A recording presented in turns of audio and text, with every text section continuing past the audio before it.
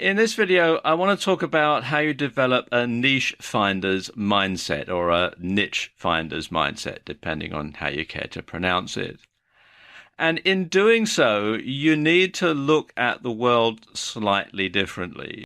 You need to develop a sort of an outside of the box way of thinking.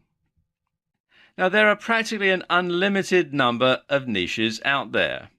You've got business-related niches, hobby niches, personal development niches, the list just goes on and on.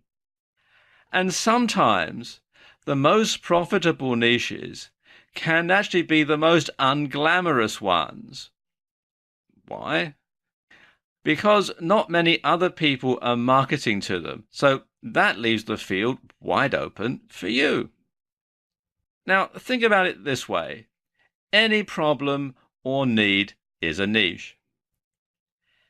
Any hobby or interest is a niche. Anything that can make people's lives easier, happier, or more fulfilled is a niche. So, to put it simply, what you have to do is find a void and fill it. And that's actually easier than you think.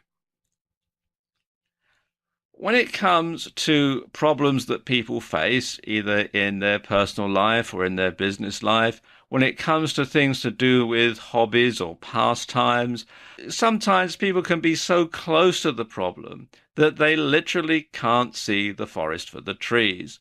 They really can't. They're so focused on the problem that they do not see the bigger picture.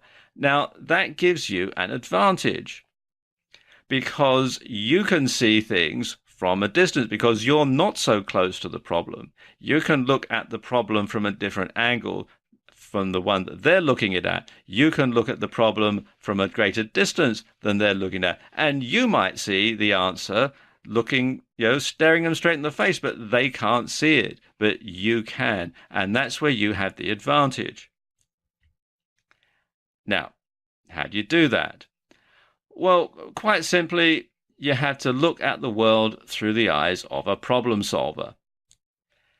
If, like me, you're a fan of the Sherlock Holmes stories by Arthur Conan Doyle, you'll know that Holmes lets the facts lead him to the conclusion, and he will look at something objectively, and he will deduce what happened or who's done something from what he sees. Well, the thing is, you need to apply the same principles to niche research as Sherlock Holmes does to finding an answer. And if you do that, well, quite simply, you can't go wrong because you're going to find the answers, and the answers are in the niches. And once you have the answer, you have the niche.